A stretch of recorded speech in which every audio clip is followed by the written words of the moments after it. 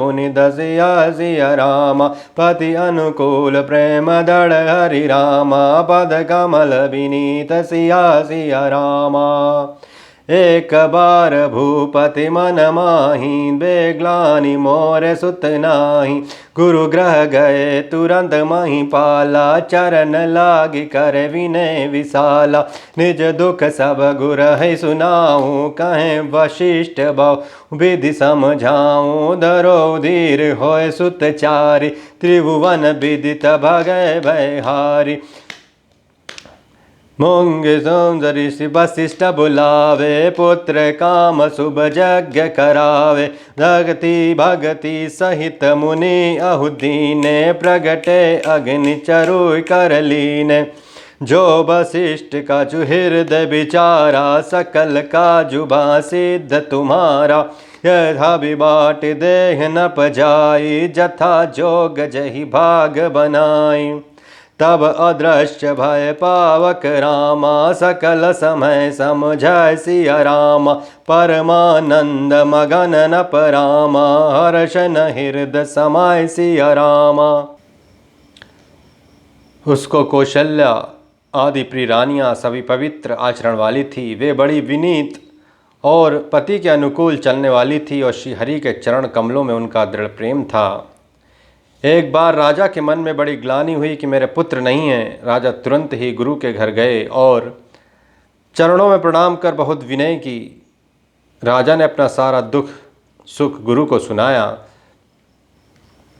गुरु वशिष्ठ जी ने उन्हें बहुत प्रकार से समझाया और कहा कि धीरज धरो, तुम्हारे 4 पुत्र होंगे जो तीनों लोकों में प्रसिद्ध और भक्तों के भय के हरने वाले होंगे।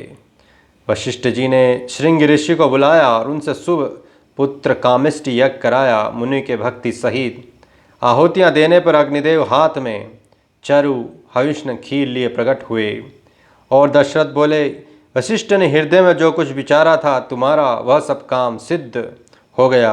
राजन, अब तुम जाकर इस पायस को हविष अन्नश को जिसको जैसा उचित हो वैसा भाग बांट कर दो। तदंतर अग्निदेव सारी सभा को समझाकर अंत ध्यान हो गए। राजा परमानंद में मग्न हो गए। उनके हृदय में हर्ष समाता न था। तभी राय प्रिय नारी बुलाई कौशल्यादि तहाँ चले आई।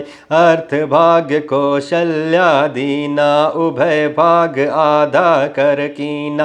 के कहन पसोदाऊ रैयो सो उभय भाग पुनि भाऊ। कौशल्या के कई हाथ धरी दिन सुमित्र मन प्रसन्न करी।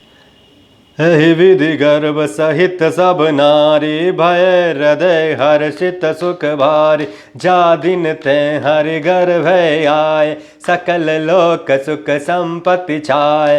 मंदिर माँ सब राजय रानी शोभाशील तजय की खान। सुख जुद कछुक काल चलि गाओ जय प्रभु प्रगट सो अवसर भाव। जोग लगन ग्रह बार नरामा तिथि सकल भय अनुकूल सिया रामा। चर अरु अचर हर्षुत जय रामा। राम जन्म सुख मूल सिया रामा। उस समय राजा ने अपनी प्यारी पत्नियों को बुलाया। कौशल्या आदि सब रानियां वहां चली आई। राजा ने पायस का आधा भाग कौशल्या को दिया और शेष आधे को 2 भाग किए। वो उनमें से एक भाग राजा ने केकैया को दिया। शेष जो बच रहा उसके फिर 2 भाग हुए और राजा ने उनको कौशल्या और केकई के हाथ पर रखकर अर्थात उनकी अनुमति लेकर और इस प्रकार उनका मन प्रसन्न कर कर सुमित्रा को दिया। इस प्रकार सब स्त्रियां गर्भवती हुई। वे हृदय में बहुत हर्षित हुई। उन्हें बड़ा सुख मिला। जिस दिन से श्री हरि लीला से ही गर्भ में आए सब लोकों में सुख और संपत्ति छा गई। शोभाशील और तेज की खान बनी हुई सब रानियां महल को सुशोभित हुई। इस प्रकार कुछ समय सुखपूर्वक बीता और वह अवसर आ गया जिसकी प्रभु को प्रकट होना था। योग लग्न ग्रह वार और तिथि सभी अनुकूल हो गए। जड़ और चेतन सब हर्ष से भर गए क्योंकि श्री राम का जन्म सुख का मूल है।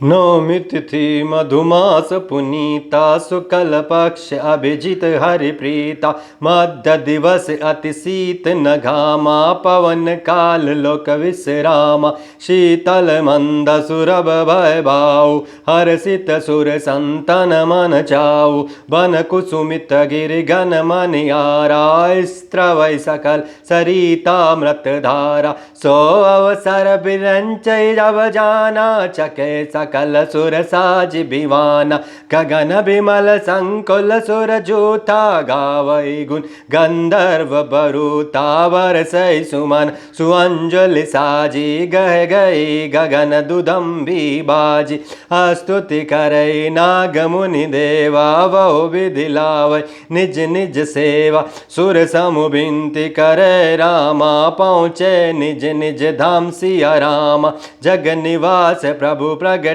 रामा अखिल लोक विश्राम सिया राम ओ जय राम जय राम जय जय राम श्री राम जय सिया राम। पवित्र चैत का महीना था, नमी तिथि थी, शुक्ल पक्ष और भगवान का प्रिय अभिजीत मुहूर्त था। दोपहर का समय था, न बहुत सर्दी थी न धूप गर्मी थी। वह पवित्र समय सब लोगों की शांति देने वाला था। शीतल मंद और सुगंधित पवन बह रहा था। देवता हर्षित थे और संतों के मन में बड़ा चाव था।